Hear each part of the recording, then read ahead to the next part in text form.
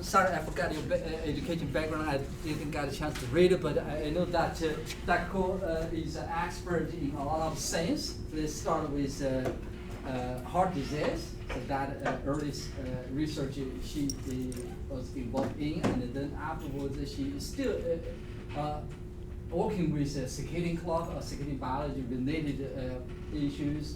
And then recently, Dr. is interested in obesity-related retinal dysfunction, and that is the way we start the collaboration. I think this is a very interesting topic. And actually, so when we look at the diabetes, the main problem, or the complication, why the main problem is one of the main problems is the eye problem. So that's what Dr. will talk about today. So please join me to welcome Dr. Ko. Well, thank you, everybody. Let me see. All right, this is working. So, well, at least I'm qualified to share my work with you here. And I'm from vet school. I'm in Veterinary Integrative Biosciences, one of the basic science department in the vet school. So today I'm going to share with you something that actually just developed in my lab about the recent 2 years or so. So as Dr. Wu talked about earlier, that previously actually my research focused on the circadian regulation of the eye and the heart function. So now let's get started. And I realized that this doesn't, all right, I'll just go. Cool. So, of course, I really need to thank my collaborator. First will be Dr. Biosciences. So she just moved to University of Connecticut's Health Science Center. So really because of her, I kind of tag along her fat mice wagon and then start to look at obesity-induced retinal dysfunction. And her student, Richard Chang, still remains in our college. So he still helped me from time to time, some technical aspect. And of course, Dr. Chaodong Wu, I mean, I really owed him big time because he really taught me a lot in terms of the diabetes models, as well as today, the very later part of the treatment part. Actually, I really learned a lot from Dr. Wu, and thank you very much. And of course, the list are the lab members, former and current lab members. They are involved in the project that I'm going to share with you today. And of course, the funding, and some from NIH to me, and mostly actually was to Biosciences previously. All right, so for this audience, I don't need to address more about diabetes. However, I want to emphasize on the diabetic retinopathy. So actually, it is the number one disease that make people go blind. And in the US, the projection by 2030 is that there will be about 11 million. So there will be a lot of people, they might have the diabetic retinopathy. So it's not pretty, even though from certain like Center of Disease, they talked about that somehow the obesity rate started to decline slightly. However, whatever people they have been obese for the past 10 years, they have very high possibility to have the diabetic retinopathy. So, well, if you are like me, well, very few of you there are like me, 40 years or above. So these are the major diseases on the left panel that you are going to see. So of course, cataract is the number one eye disease for people that are 40 years old or above. But cataract, actually, you can get the surgery, take out the lens, and then replace a new lens. You're fine. You can still see things. The next biggest problem is diabetic retinopathy. The problem is once you have it, at the moment, there's really no drug to treat it. There are certain treatments they can kind of dampen, kind of slow it down, but it does not reverse the sight. If the vision has been impaired, it doesn't really reverse it back at all, and definitely there's no cure. So as you can see, currently there are 7.6 million people with this, and then of course others will be glaucoma or AMD, that will be age-related macular degeneration. So again, we have a lot of work to do in terms of how to treat diabetic retinopathy.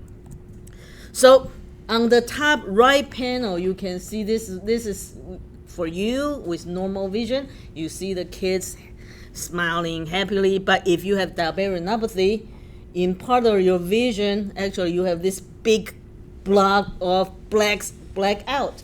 Basically, these are the blood vessels. So they grow and obscure your vision. All right, and today we are going to talk quite a lot about this. All right, so in terms of diabetic retinopathy, for people with type 1 diabetes, as you may know, they are insulin dependent. Almost 100% of them, they will have some form of the retinopathy. So if they control their blood glucose very, very well, they might lose some of the peripheral vision, but their central vision could still be kept okay if they control the blood glucose early and control it well enough. For the type 2 diabetic patients, roughly about 60% of them, after they have, let's say, 10, 15 years of diabetes, they will start to have diabetic retinopathy. So these two forms of D are slightly different by their origin in terms of the cause, but the outcome is very similar. So traditionally, how do a patient knows that he has diabetic retinopathy or not? So mainly because when he goes to see the eye doctor found out that he has abnormal changes in their eye blood vessels. But in reality, diabetic retinopathy is kind of like one coin with two sides. One side is the blood vessel problems, the vascular complications, but the other side is a neuronal retina start to get degenerated. So today I will focus a little bit more about the retinal degeneration because we do have data showing that once the retina started to degenerate or start to change, unfortunately, we cannot reverse it. At least we have not yet thought about anything good to reverse it. So if you go to see an eye doctor, if you suspect you have some eye problem, doctor will use a tool called fundoscope. So basically there will be a scope looking at the back of your eye, so penetrate all the eye layers to the back of your eye and to see the blood vessels. So in this diagram on the left, this is a very normal person. And on the right, that's the beginning of diabetic retinopathy. So it's in the early stage. So the arrows just point out they start to have like tiny, kind of like blood dots there. Basically, that's what we call the microaneurysm. So there are some blood capillary protrusion coming out. And of course, actually, some very, very fine capillaries, actually, they will be gone first, and then generating what we call the hypoxia situation. And then blood vessel will be stimulated and started to grow. And then it will get so crazy if the patient did not control diet or blood glucose very well. And then they become proliferative DR. So there are some blood vessels, their structure will change and blood vessels will actually erupt and blood will come out. And then besides all the big blood clot that will happen in the eye. So it's not pretty. So because of all these spots, all right, that's why it obscures the vision as this part, if your eye is seeing outside, this part actually will become the black image in front of you because of the blood stop the visual process. So this is just a simple cartoon diagram from right to the left to show you the progress of the vascular changes. So initially in the earlier non-proliferative retinopathy, usually they will have this microaneurysm. Basically the blood vessels, especially the capillary, they started to kind of have a little ballooning out. And then more and more it'll become hemorrhage. And again, some blood vessels will start to leak out. So it's not very pretty. And then to the proliferative retinopathy, that is probably the worst situation. And so basically it's really totally obscure the vision. And then so the interesting thing is that even though there are some clinical evidence showing that the neuronal retina, it has been changed. But the problem is that whether is that because of the blood vessel changed first and then they induce neuronal retina change, because all these blood vessels, they grow like crazy, so maybe they impact the neuronal retina or not. This is a question actually has been in the debate in the vision research field for quite long. And today I'm just going to tell you that personally, I believe that actually neuronal retina actually change first. That might impact the blood vessel change. But you do not have to take my words for it, because at the moment, probably 99% of the research people, they think that's a blood vessel change first and then impacting neuronal retina. But I'm going to show you more evidence down the line. So this is just a very, very quick anatomy for you guys. So if you can see, this retina layer is right here. So this layer is a retina layer. So this is a neuronal retina. That's where you can see. But outside of it, there is what we call the choroid layer. So this is a very thin layer of the blood vessels that supplies the outer half of the retina. And inside this area actually is called the vitreous. It's kind of like a big blob, gelatin-like structure. It will hold your eyeballs as round shape. But they are also blood vessels from this layer supplying the inner half of the retina. So when we are talking about diabetic retinopathy, the vascular problem, actually most of the researchers or clinicians, they are talking the blood vessels, they changed in the inner retina part, but not the outer retina part. Of course, from time to time, later in the later stage, definitely outer choroid side of the blood vessels will change too, no problem. But the current wisdom, and they believe that's the inner side of the blood vessel change first. All right, so that's what the current scientific belief. So if I chop out the retina and kind of expand it for you, retina is a layered neuronal tissue, so they are different type of receptors, and the most outer retina is lined up by what we call the photoreceptors. So these are the receptor cells they are going to make you see, because they are the ones they will receive the photons coming into your eyes, and then through the phototransduction, and you will be able to see whatever pretty colors, pretty faces, pretty images.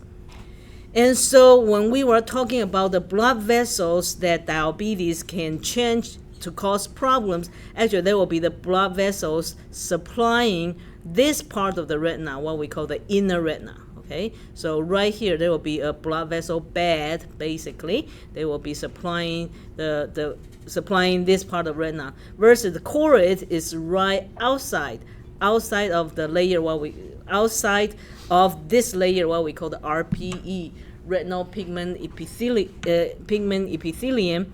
So this is a thin layer directly attached to the neuronal retina, and it has other important function also related with the photoreceptor metabolism, but we will not talk about that.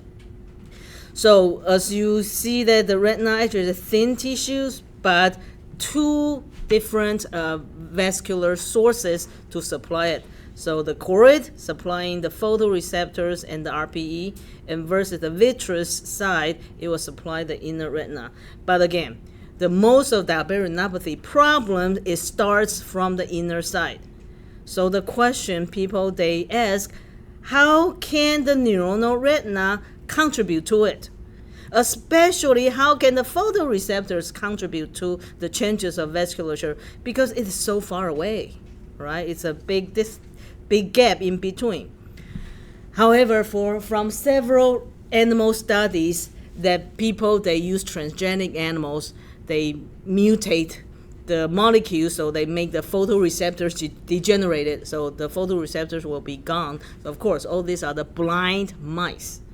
But if you induce diabetes in them, they will have all the diabetes symptoms, but they will not develop diabetic retinopathy. This is very odd. So they could have other vasculature problems, heart problems, kidney problems, you name it, but they will not develop diabetic retinopathy. In human patients, there is one big class of disease we call the retinosis pigmentosa. basically what happened is that this type of patient, their RPE layers have genetic problems. So it will also cause photoreceptors to degenerate. So these patients, of course, they will become blind the older they become. And so this type of patient, even if they have diabetes for 30, for 40 years, their heart go wacky, their kidneys were in big trouble, they do not have diabetic retinopathy at all. So in other words, from the animal studies or from human patients, as long as you do not have photoreceptors, of course, you will have to be blind, but you will not have diabetic retinopathy. So this is somehow the indirect indication saying that maybe photoreceptors, they are one of the major contributor to the diabetic retinopathy. So this theory or this belief actually developed much more recently. It's only showing up in the recent, not even 10 years. So this is a much younger theory. And personally, I'm way more in favor of this theory. And hopefully in the future, we can contribute more to the proof. All right.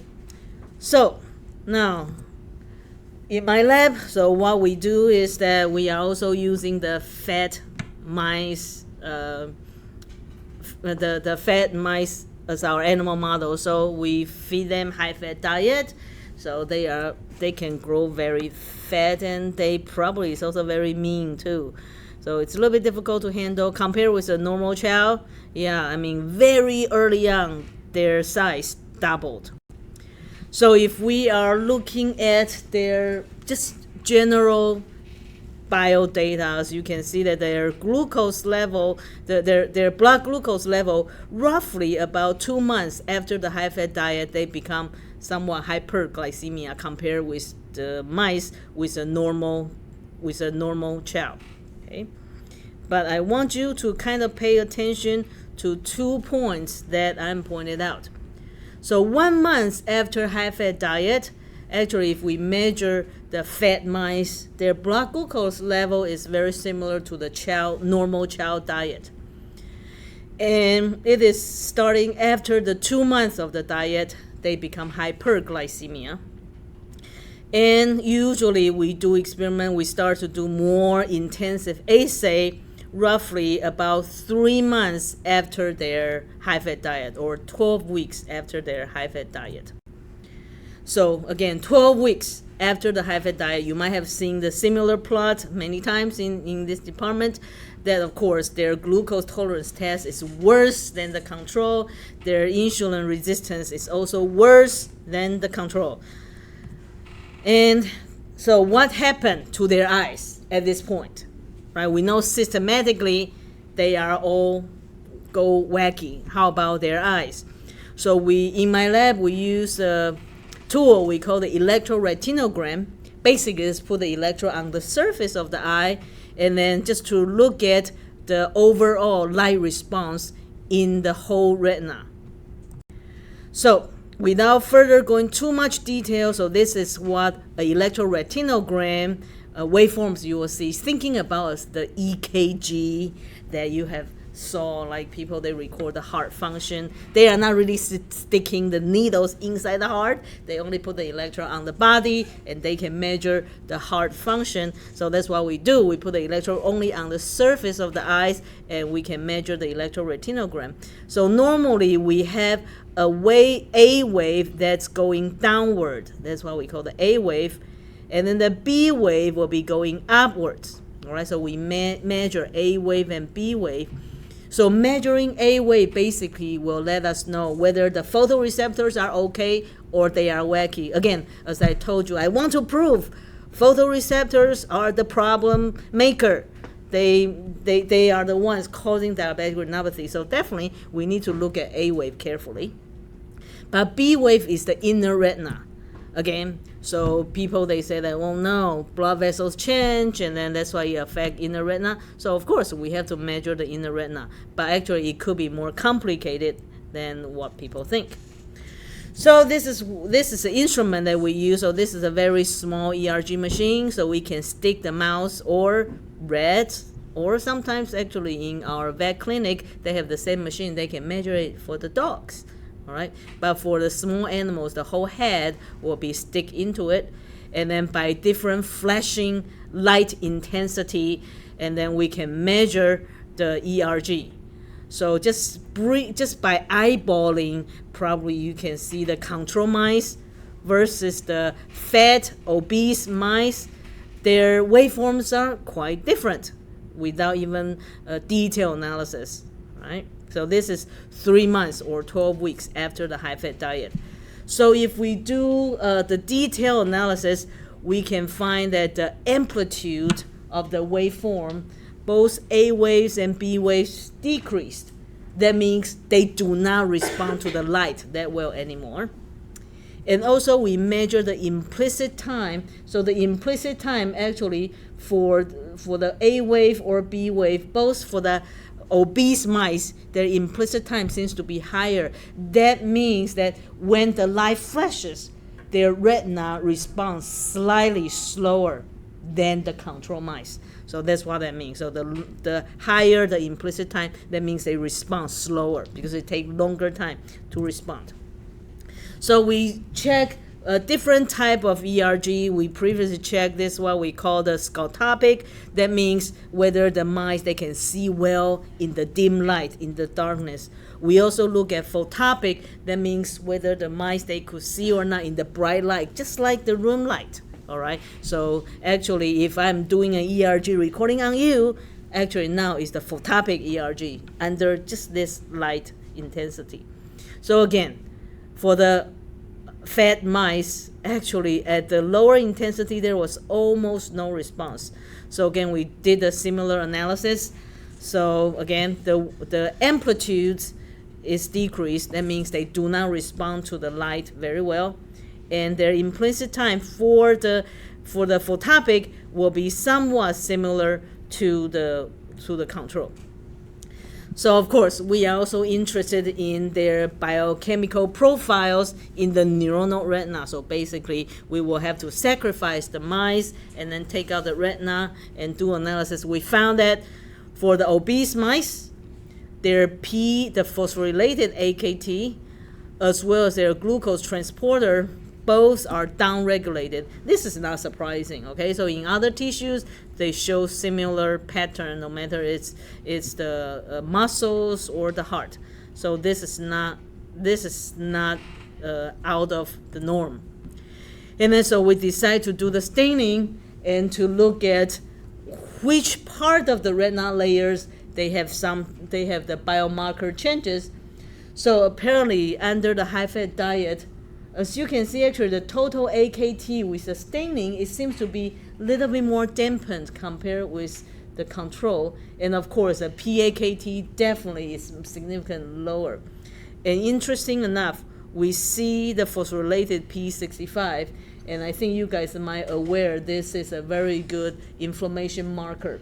And I want you to pay attention that especially in this area, it seems to be highly enhanced. In other words, this area, it has way more inflammation than other area. And what is this? This is part of the photoreceptor. Okay, so photoreceptor, this is their nuclei because there are so many photoreceptors, right? So this is their nuclei altogether, and this is what we call the inner segment of the photoreceptor. This is where all the other organelles of the photoreceptors, they will be there. And then the outer segment will where the phototransduction happens. So we found out that in the inner segment, the photoreceptors are highly inflamed, right? And then versus other inner retina, the inflammation is not that severe. So this was kind of our aha moment that maybe photoreceptors are really the culprit for the diabetic retinopathy. So of course, we have to also show people that their blood vessels might have problems, but I can tell you that 3 months after the high-fat diet, we did not see any blood vessel changes yet. So it is until roughly about 5 to 6 months. So here I'm showing you the data at 6 months. All right, so around 6 months after the high-fat diet, we do the fluorescein angiography. Basically, we just inject the fluorescent dye, and then we are looking at using the fundoscope to look at the blood vessels and to see what's going on. So if you can focus on the star, all right, focusing on the star, always. So in the peripheral retina area, we found out they are way more vasculature. In other words, in the peripheral retina, we see the neovascularization. That means more tiny capillaries, they grow way more than the central retina. And of course, we have different parameters, no matter is the vascular density or the branch point. The more branch point, that means the more fine capillaries there are. So again, in the high-fat diet mice, they have way more. And there is this parameter we call the lacunarity. Basically, this is where there's some space in between the tiny capillaries. So the space in between the tiny capillaries decrease in the high-fat diet. That means, indeed, they have way more blood vessels or capillaries growing up. So this is 6 months, at least 5 to 6 months, that after high-fat diet, we can see that. And then so, of course, that was just a very brief fundoscope measurement, in vivo measurement. So we also sacrificed the mice, and then we took out the whole mount retina, and we stained their blood vessels, and then just take a more detailed look to see what's going on. So this is what we found. Again, by the histology method, we also find that actually the vasculature area, both in the central and peripheral areas, they both are increased. And of course, this is a 7 months after the high-fat diet. And this, there are some of the little capillary kind of ballooning out. So this will be a little bit like the microaneurysm structure.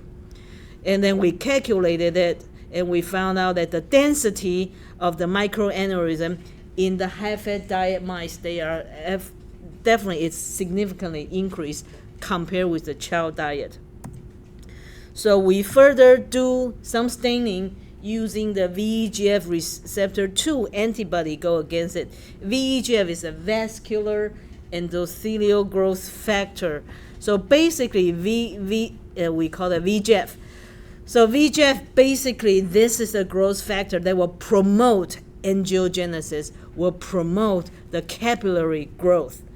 And we found out that in the high-fat diet mice, their receptors on the vasculature definitely the expression increase. So this could be one of the mechanism, direct mechanism showing the increase of the vasculature.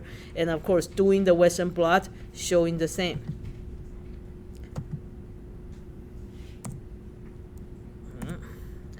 It's not moving.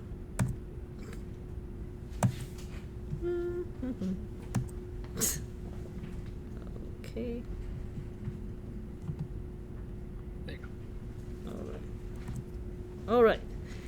So basically, the first conclusion is that at least using this high-fat diet model that can lead us to diabetic retinopathy, this is a very good model that we can use. So why I have been spending so much time to tell you this has some historical background, because in the past, and when people they use high-fat diet, they were not able to induce diabetic retinopathy. And after checking the literature, we realized that their fat content was much lower. Usually they were using 20% or 30% of fat content, and definitely they do not induce it. So a more recent paper, they showed that after using 40% of the high-fat diet, after 1 year, and then they see the vasculature change as what we saw. But in our hand, we use roughly almost 60% of the fat calories. In this case, actually, we can induce diabetic retinopathy much earlier, and we have a good tool and to study even more. So in the current belief that what caused the diabetic retinopathy, the pathogenesis cause, is the hyperglycemia. So everybody agree that hyperglycemia will cause inflammation, oxidative stress, and then which will lead to diabetic retinopathy.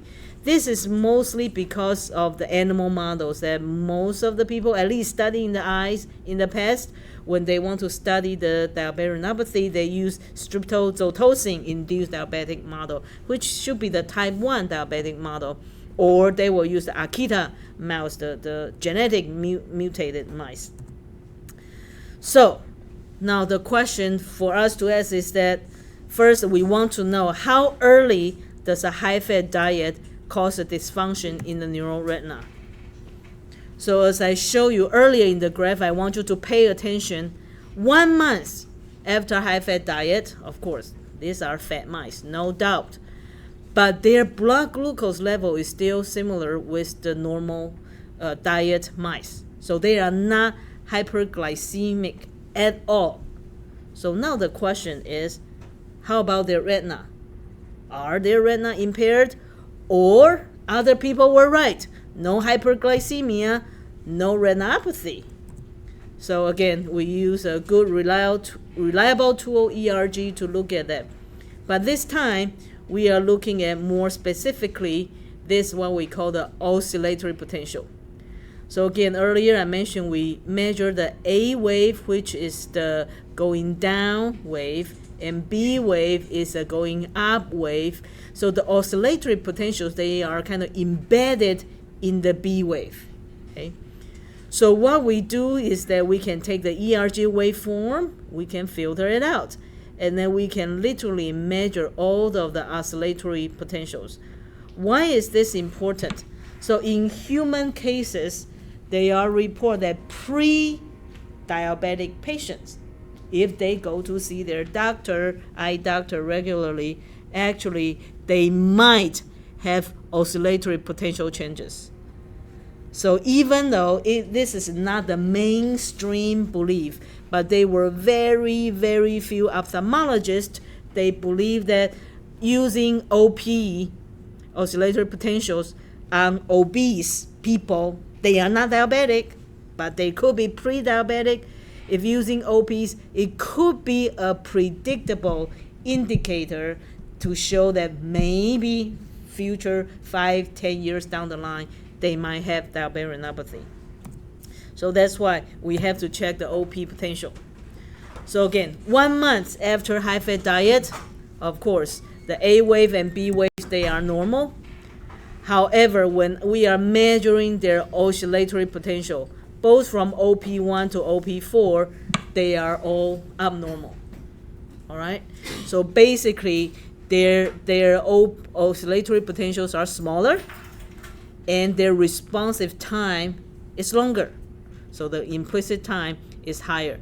So this tells us that even under high-fat diet for 1 month only, their retina started to go haywire already.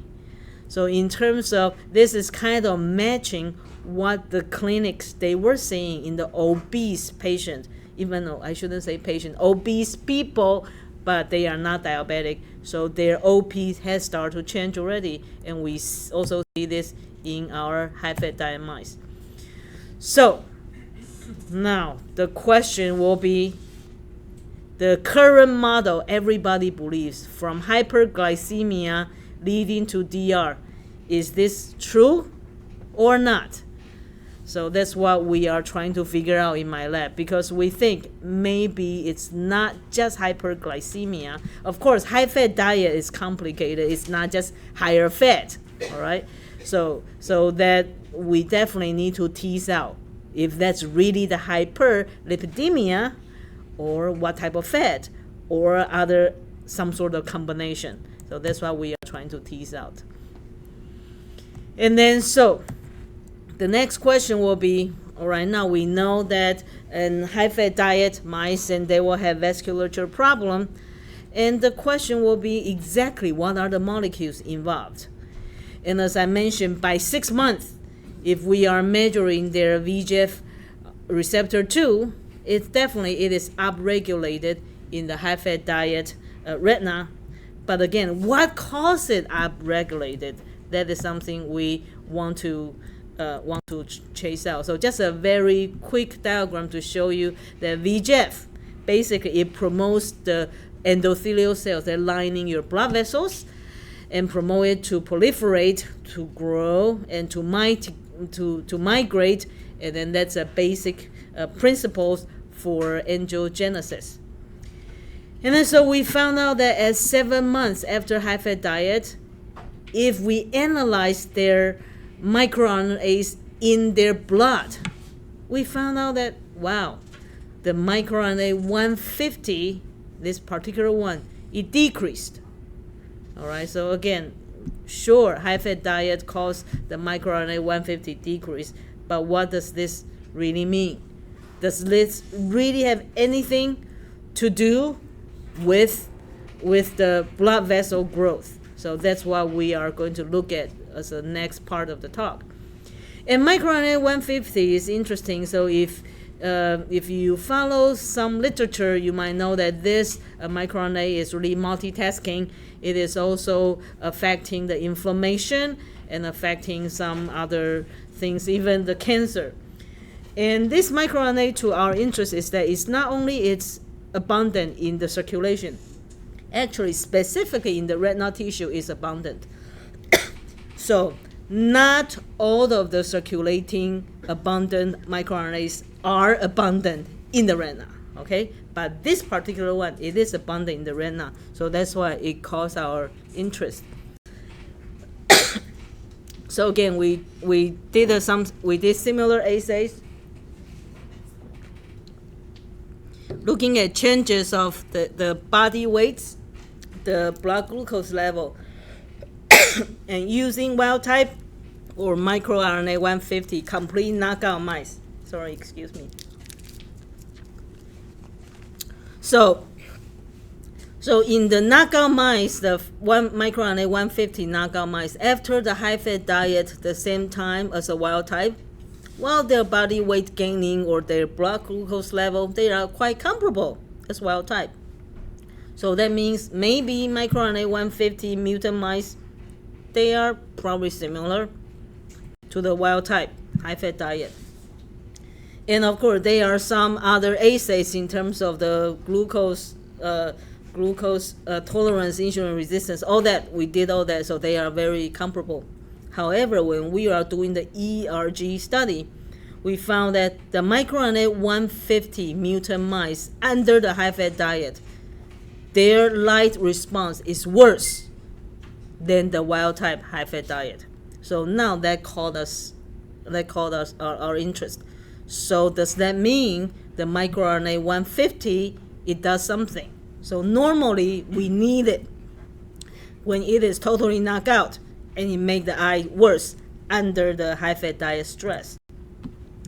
So again, we did a similar assay, just looking at the the retinal vasculature, and we found out that the microRNA 150 mutant mice under the high-fat diet, they have way more vasculature growth than the wild type under high-fat diet. So that means microRNA 150 somehow, without it, it will really promote the angiogenesis. And then so again, we measure the vasculature area. We also measure the microaneurysm, the same thing. microRNA 150 mutant mice under high-fat diet, they have way more compared with the wild type high-fat diet. So overall, microRNA 150 normally maybe it's dampening the angiogenesis, but under the high-fat diet, without it, angiogenesis could go haywire. And so of course we definitely need some proof, biochemical proof. Again, the VEGFR2 in microRNA 150 mice under the high-fat diet, it is significantly increased. And so compared with the wild type high-fat diet mice. So basically, microRNA 150 could be one of the key players to promote the angiogenesis. So now what is the link? So we have this VEGFR2 decreased, and so we are looking, so we just we want to see in vitro whether microRNA 150 will really promote or inhibit the VEGF expression. So basically, when you have microRNA, usually they will target their specific gene target and then to degrade it. So supposedly, if VEGFR2 is the target of microRNA 150, if we transfect cells with it, the VEGFR2 expression will decrease. And indeed, this is what happened. So in the human retinal endothelial cell lines, if we transfect the cells with microRNA 150, and then it will decrease the VEGFR2 expression, compared with just a scramble. If we just the same microRNA, just scramble it, and then we found that the scramble will be normal. The same with the control without transfection. So I did not show that data, only showing the scramble for you here. So by the top, it might seem to be reasonable to think that microRNA 150 will target VEGFR2. Yay, story finished. But when we were doing the bioinformatic checking, we realized that microRNA 150 does not target VEGF or VEGFR2, the upstream gene, at all. Now we are puzzled. All right, so what's really going on? So after checking some literature, we realized that microRNA 150 has several critical targets. The first one is CMEP, another one is ER2, the third one is GPNMB. So all these three targets, of course it has other targets, but all these three targets, they could potentially lead to the upregulation of VEGF or VEGF receptor. So actually now in the lab, we are teasing out which one is what. So we are doing one by one. So the paper that we published, that we were just looking at the CMEP. So again, if we transfect cells with microRNA 150, we can see the downregulation of CMEP and downregulation of VEGFR2. But again, this still does not tell us that in reality, microRNA 150 targets CMEP, target VEGFR2.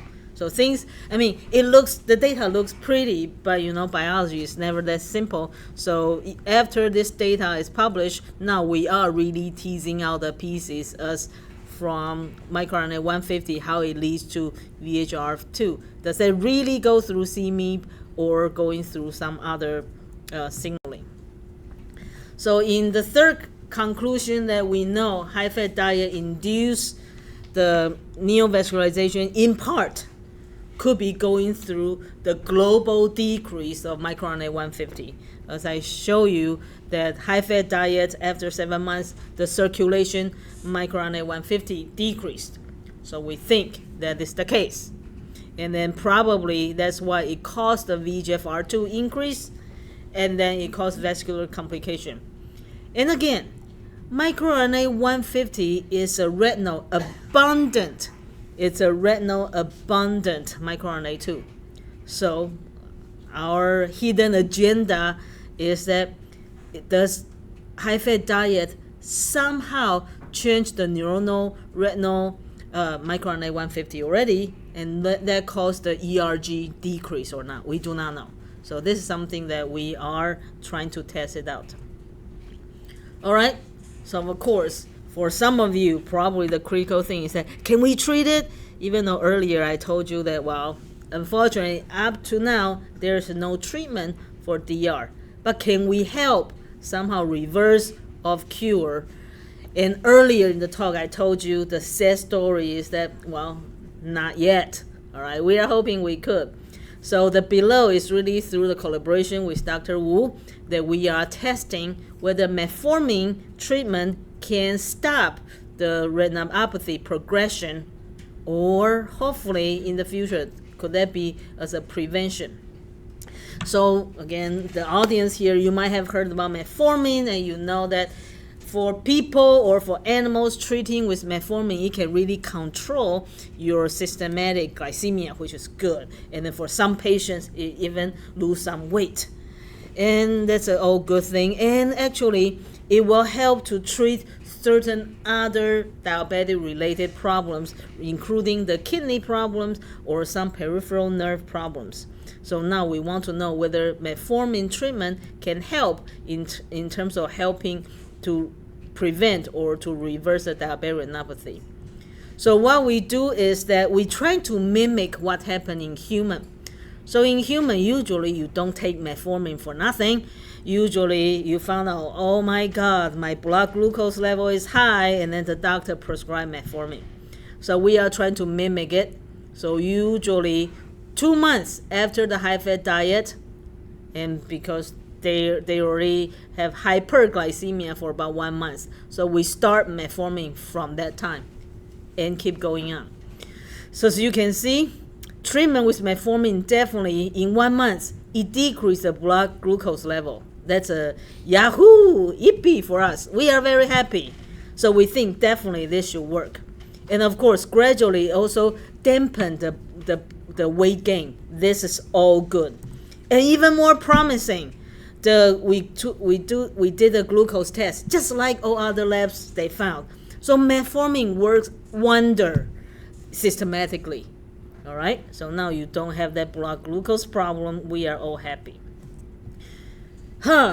When we are doing the ERG, so this is 5 months after high-fat diet and 3 months with metformin treatment already.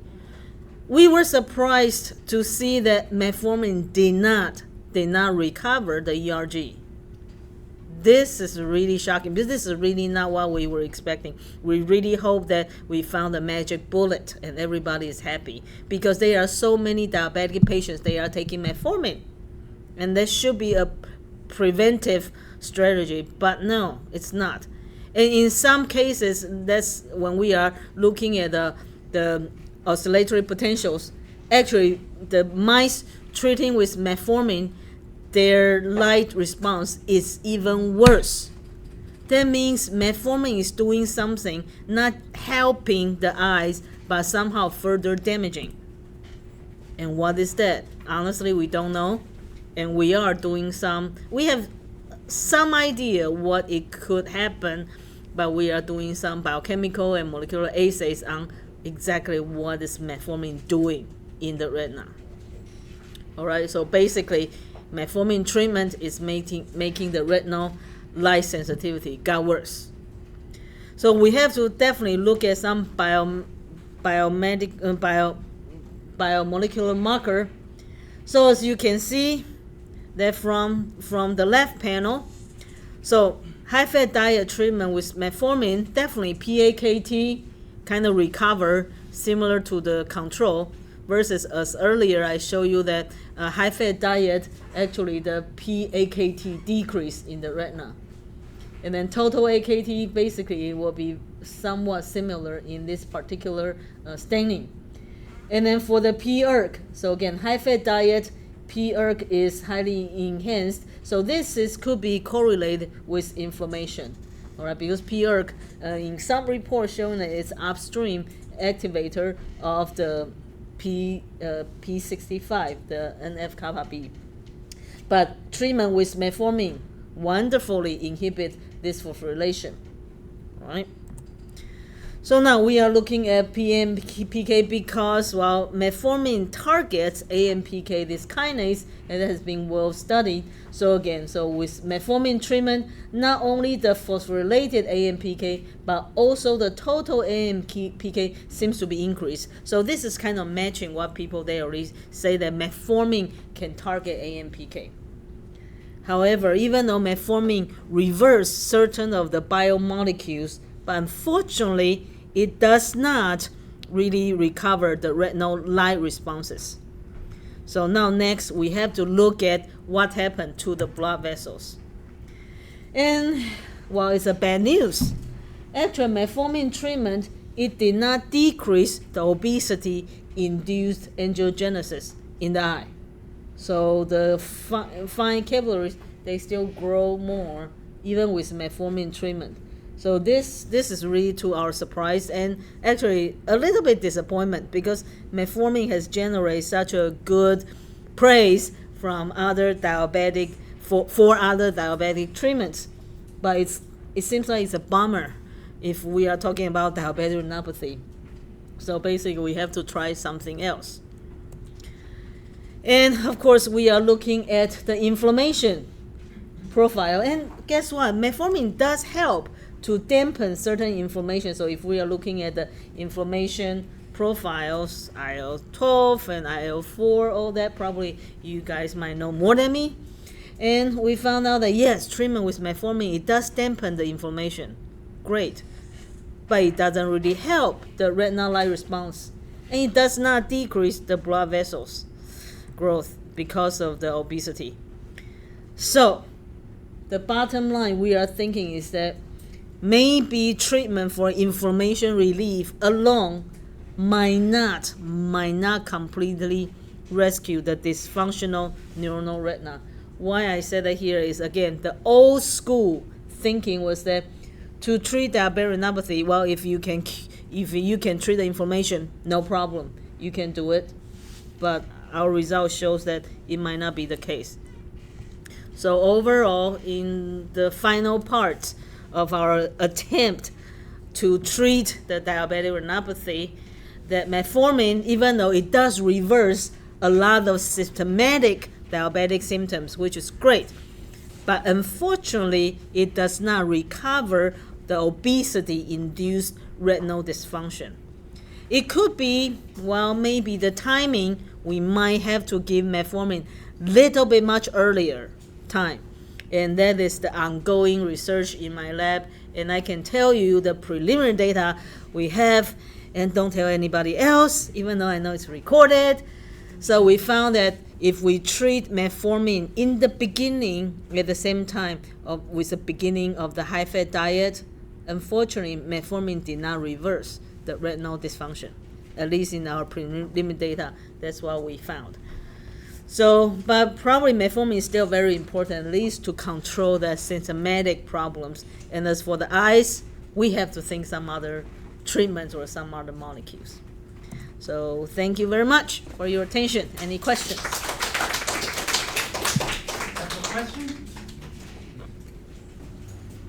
Eric? So I'm confused why you thought that you would see an improvement in retinal function in the mice with metformin if you said that humans don't have that sort of improvement either.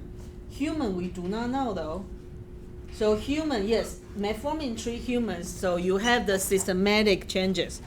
So actually, we have not yet seen any real human data in terms of treat metformin improve or not. There's So not until data from all of the big epidemiological, like all of the big studies that have tens of thousands of people on metformin. they did not check the eyes. Okay. So they treat the diabetes, but diabetic retinopathy usually happens 10, 20 years later. So there's no data out there. So the earliest data I saw actually is this May in a conference. So there is a group in Chicago, they are attempting to look at their clinics. So they really digging data 10 years. And so they say it works, but to me their data is very messy. So when I ask them questions, a lot of things they are not sure. Any question from our student? So, great talk. You were measuring glucose and whatnot. Did you look at ketone bodies at all? And the acidity of the, I guess the pH of the circulation? That's a good question. So the question is that whether we look at the pH of the circulation or the ketone bodies or not. No, we did not, and we should. That's definitely something that, yes, so it was raised by other people, but no, we did not check that. Other question? I just Yes. want to make a comment for the Yes. last part. Sure. Sorry, apologize for missing the beginning. I would call that sort of disappointing news, the fourth part of metformin story. I think that's informative. Because I think just about a couple weeks ago, there was a big news in the news about, the question about metformin really should be prescribed or not. Because, that's a classical drug, but now we find out more and more things, it's questionable. So I think the work you and Chaodong does, just helping kill the other spectrum which is some complication if it's not be aware before. I think that's important. Thank you very much. So in a way, the metformin, so depending, again, so that really depends on who you talk to. So yes, so there are people, they are thinking that metformin should be given even at the pre-diabetic situation to prevent. So apparently some studies, some animal studies, they show that metformin can prolong mice their lifespan. So there was even another side of, another branch of thought that metformin could be somehow enhancing the people's lifespan, and they should be open like using as a supplement. So depending on who you talk to, but that's not what we are thinking, because at least some literatures we saw from the cancer studies, actually metformin can probably cause oxidative stress, and that's how metformin can be used to kill cancer cells. So, but there's a very, very minority of studies, we do not know about that. So again, metformin is probably a wonder drug, but probably it has a lot of different targets that we don't know yet. But yes, thank you for the comments. Other question? Yes. I just wonder if metformin treatment changes the level of microRNA when Oh, you are hitting our heart. We are looking at it. We do not know, but we are looking at it.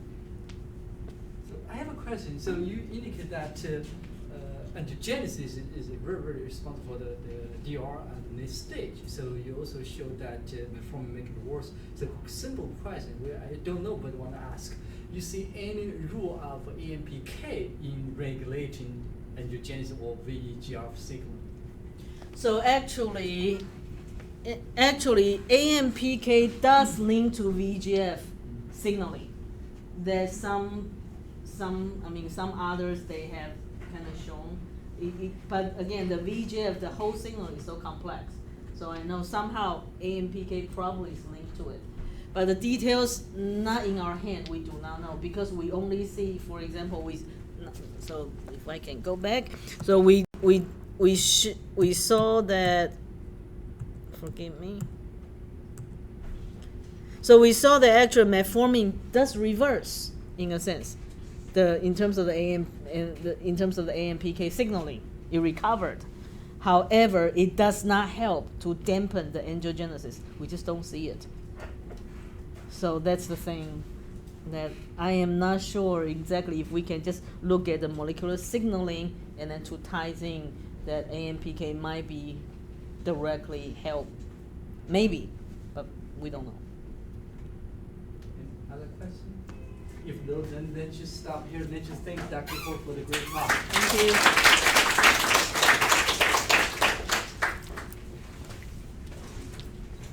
Thank you so much. So just for your information, so we